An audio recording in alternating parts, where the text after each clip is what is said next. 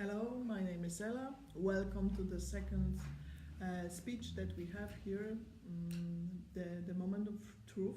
Today I'm here with Federico. Buenas tardes a todos. My name is Federico and I am from El Salvador, but I live in Poland. Maybe today we'll find out why Federico chose, apart from his really warm, nice country, the place like here that we have today really warm in the winter because +2 degrees. But first of all, of course, we'll focus on Toastmasters. We have also the small construction with us. We will use it a bit during our speech and our conversation. So we have a lot of pieces here. You can move them, you can remove them even from inside, from one side to another. And for me, it's a bit like with the speech, that it's connected from many parts that you need to prepare. So can you share us first how you're preparing the speech from the idea, like step by step, to the moment of truth when you have it on the meeting? As Ella said, let's think in each of these bricks.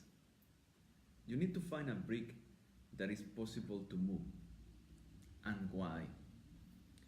Because when you start your speech, this will be an introduction or something important. You need to think in an idea.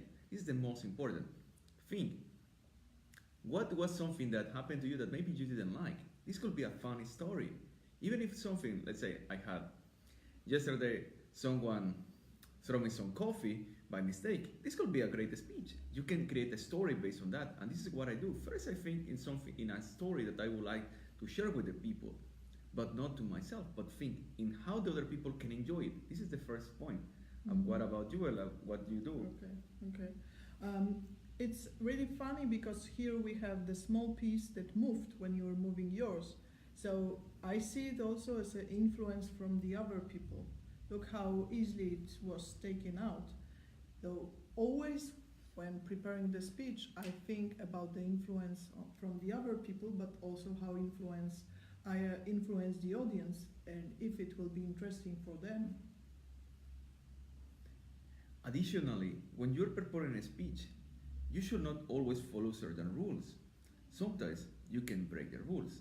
And what I do in my case, this will sound kind of strange, and sometimes I will say people will think that I am mad. But what I do is I go to the streets and I perform the speech in the streets while I'm walking. How you can improve that? You can do it in a way you can use your headsets and people will think that you are speaking with someone of your family, but in fact, you are speaking to yourself. And this is a way of how you can test your vocal varieties, like how can you increase or decrease the voice. And this is a very good way. It's free, you only need to go to the streets, walk, and you don't need to spend 1 penny for trying this trick. Thinking the next time when you're going to need to perform a speech, even it can be a presentation from your school. Just go to the street and try to do it there. You will have a different audience that you don't even know. That's interesting. I never heard about it, to practice on the street. I'm just wondering if somebody will think, of course, that you talk with your family, but maybe you will think that you're a bit mad. So it's nice to try. In my case, when I'm practicing speech, I'm doing it also in some kind of strange places, like for example bathroom, because there the voice goes really easily and I can focus better. What I also do, I practice in my car because it also makes me more focused. I'm focused on the road and it makes me thinking about two things in one moment, driving and the speech, not too much, not to cause the accident. So when you're practicing it, more or less how much time you need or how many times you're repeating your speech, because this is the question that appears very often from people who are joining and starting the road. When you're starting your route, how many times you would perform a speech? I would say that the first time you would perform it at least 5 times. But my advice, even if you are a new speaker, Don't try to memorize it. This is something that in the schools they teach you all the time. Memorize everything, write everything. No, my experience is simple. Write 3 points that are the most crucial for you. And instead of trying to memorize the entire speech, focus on those 3 points. These 3 points are going to help you to go and reach the next level in the tower. But if you try to memorize the entire speech, there are high great chances that you will forget it when you're presenting to someone. Don't try to do it so deeply. You can do it in a more efficient way. Just remember those 3 points and focus on those ones. Then try to measure your time. You can do it with your watch. You can do it with your phone. We can do it differently, but always focus on those 3 points. This will be the crucial part of how you're going to become a great seller. Yeah, that's interesting. And that's something also that I often hear from people who are starting. I forgot to say that. I forgot to use this sentence. I forgot to use this kind of expression that I choose to use. So you're saying about the 3 main points, but I'm just wondering how much field you leave for improvising, for giving the field to adapt to the audience or to something that was not planned. To be honest, most of the time you will improvise. Why? Because you need to focus on those points, but not entirely in what is inside. Focus on those 3 ideas, and from that, when you are in the moment, in the speech, you will be able to flourish and going further with new craziness. And each and every single time, think it carefully. Even if it's the same speech that you are trying to perform, it will never be the same. Only if you memorize by heart, it will be the same 2 or 3 times. In other cases, it will be slightly similar, but not the same one. And when you're going to sell, as Ella said, you need to try to understand your audience. Since I can tell you, in Malta, I'm a clown. People really enjoy what I'm saying. But in Poland, I cannot make any kind of joke and no one understands what I'm saying. But if I go to Malta, everybody enjoys what I'm saying.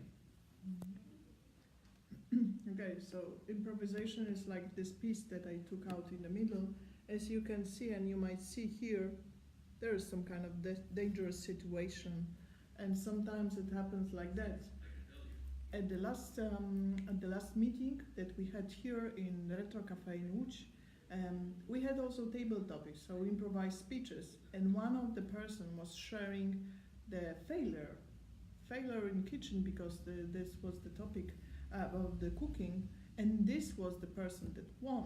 So don't be afraid that sometimes something will not work right. We'll hope, of course, that the tower will still keep here, but sometimes it happens that there is a failure or something goes wrong. So how to deal with it, especially for not experienced speakers, not experienced Toastmasters?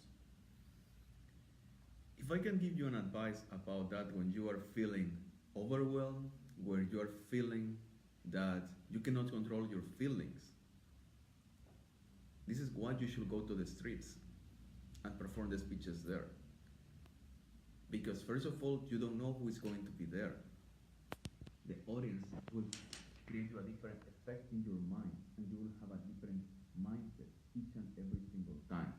That's why before performing the speech, only in your room, only with your friends, only with your boyfriend, girlfriend, or someone that you know, the best one is that you can try it with unknown people, since in that way you will be able to control yourself more often than what you recently do.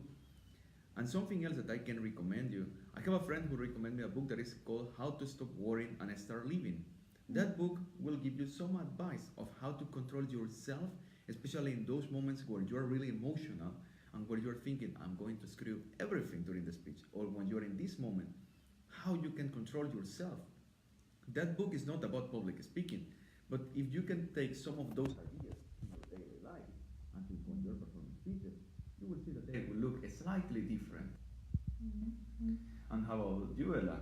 What can you tell us about your technique in the bathroom? Since this is something that is not, some people might be frequent, but what do you do there? Like, for example, you speak to the mirror, or some people, or you do it in front of the wall. What exactly do you do there?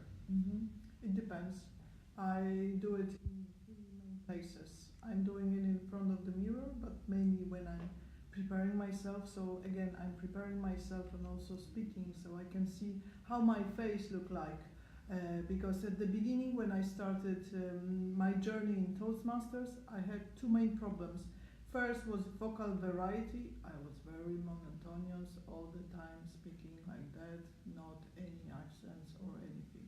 But then another thing was also my face. It was not moving apart from my mouth, not changing the face, and people were saying, okay, so what's wrong? What's going on? There's some kind of Botox thing or something. So I'm looking at this, but also this is the place where it's quite calm. There are no additional sounds, so it also makes me easier to focus. That's why bathroom, even more than the toilet, I guess. Yeah. Although the toilet is a place where most of people think that they get good ideas, and I'm not very surprised about that. Even we have heard some speeches about that, about those techniques there, but maybe we should invite the expert about that topic in another time, since I am not. Yeah, I heard about it, that you are so focused there that you have new ideas. Yeah. Yeah, we have There's we have a Toastmaster who is expert in the topic of those kind of speeches, but we are not them. We are not him. I guess looking at our surrounding today, maybe comparing food and toilet, it's not a good idea. Yes. I have still here my chocolate. We have cake in front of us, so I guess we are a bit in a different mood today. Okay, as you can see, in the meantime, also the tower was moving a bit. So this I connect with the moments that something surprises you or something comes not with plan, in a way that, okay, you can improvise and change it, but sometimes it's such a strong influence that it's really hard to hide your reaction. The first example that comes to my mind are, for example, people who are late. They are coming when you have your speech entering the room. When I started in Toastmasters, coming to Toastmasters, we had stage near the door. So when somebody was entering, was just entering the stage. And what we did, we changed in the room the place of the stage, so it was on the other side. When somebody was entering, was not interrupting. But can you share also your main situation in which was really surprising for you, that, like you said, that some emotions are coming and you had improvised, but in a really, let's say, strong way, according to, with the cooperation with your emotions? This is like a very controversial thing, because as Latin Americans, we are full of emotions. We are not like Nordic people who don't have emotions, or Polish people who I don't know if they have or not. But in our case, if you go any time in your life to Cuba, Latin America, Central America, anywhere where you go, we are full of crazy emotions all the time. And this is something that, in my case, despite that some people think that I am calm, in fact, I'm full of crazy ideas in my head. So I need to, first of all, think where I am and what I'm doing. So instead of trying to focus on what the people are doing, because sometimes people might even do some faces that you will not like, try to don't focus on that. Try to focus on the message that you're bringing to the people. Some people, I have heard that they got mad because they saw people that are something somehow irrespectful and they are playing with their phones. Mm-hmm. And that happened to me many times, because, as Ella said, that when it happened to me, it was during the contest. I was in a competition more than once, and the judges, when they didn't like my projects, what they did, they took their phones and they started to play in front of me. They started to chatting with other people. What I can do, I cannot shout the judge and say, hey man, I'm trying to sell you something. Are you going to listen to me? I cannot do that. And it's not going to change anything. You should try to focus on your message. And if you reach a point that is, let's say, the point of no return, that you might not recover the attention of the people, just continue your speech. In the end, who is going to learn from this experience? It's you. It's not going to be the judge. You might not win in this moment. You might not get the highest prize, but the person who is understanding what's going on and how the things can be done differently, it's you. That's what I do. Okay. Yeah. But now I would like to know more about Ella's experience of how she transformed all those things of being the monotonous person to the super emotional person that she is now. I was also always very emotional. When you are saying about Nordic people and Poland, maybe we are not showing that much, but I find myself inside more like from, I guess, Italy than from Poland in some moments. So I was always very emotional. I just, when I started working as a trainer, because I was working as a trainer before I joined the Toastmasters, I learned how to take control on that. And I guess I went too far with that, and that's why my face became so not moving and like this tower, as you can see. So I just came back to the roots, and I found that this is more like being together, that I'm showing some emotions and they are more real to people, that I'm also saying something about me. It doesn't mean that I'm not nervous, because to be honest, I will tell you a secret. I'm always nervous. But like I think it was Cezary Pazura, a Polish actor, said that if you're not nervous, it means that you don't care. I just took it, even if it's not real, it fits to my situation, and I think even if I nervous a bit, it helps me to prepare and then to perform. Ella, we have a question that says, tell us Oh. experience, where have you used the Toastmasters skills you acquire here? Mhm. What can you tell us? Where have you used it? Every day. Every day, because we are mostly connected with our job. So, of course, at my job, if I need to present something or if I need to talk about my ideas, it's much easier. I need to also say that when I joined Toastmasters, I knew all conditionals. I knew most of the tenses, like 90% of the tenses. I had really rich vocabulary, but I was so tense and so nervous that I didn't remember anything. I understood everything, I couldn't speak. So that's how I use it. I made my language more fluent, and it helps me at work, it helps me with a relation with friends, it helps me also with my personal relation. So this is really helpful. And of course, when I'm traveling, I don't have this barrier. This is pleasant for me to start talking with the other person. Of course, in English, we'll see. I start learning Spanish, so maybe soon it will be also in Spanish. And how about you? Well, in my case, I tend to use it in contest. Why? Because I am extremely competitive person. Some people could think that I am not, but I constantly like to search for new contests. And this is where I tend to use it. Because in my case, I see myself going to innovation competitions, business competitions, places where I can challenge myself of how I can use my skills as a speaker and going beyond my boundaries. More than in my work and my normal profession, I like to see, well, I have never experienced to go to these kind of places. And I don't know how the reaction of the new judges from, let's say, from Sweden will be, or the Dutch people will behave. I don't have any idea. But I like that experience of testing myself and to use it. And a good example was here in Poland that I used it 2 times in the contest. One, it was in the Microsoft Imagine Cup, but it was in the headquarters of Microsoft. Imagine going there where you don't have any idea who are those magical bankers from Poland. And the second time was in the Cisco Switch Up Challenge. That was another crazy competition here, that it was the president of Cisco in Krakow and these different people. This is how I use it. And of course, in my daily life, I use it, since sometimes you have, let's say, difficult moments in your life, but due to the fact that you need to think carefully in those speeches constantly, you need to think carefully how you need to speak to people too.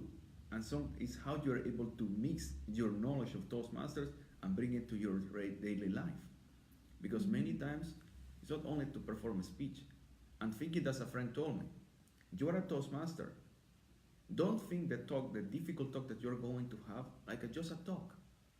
Think it like if it's another speech that you need to perform in that moment. Okay, great. and also sharing. I think the most important part is sharing our experiences. If you will have after this video any comments or questions, of course, feel invited to ask them. I think we'll be slowly going to the end of today's meeting. Is there anything that you would like to add as the ending? I'm also looking at our tower that it's almost down. I would like to invite you to come to our conference.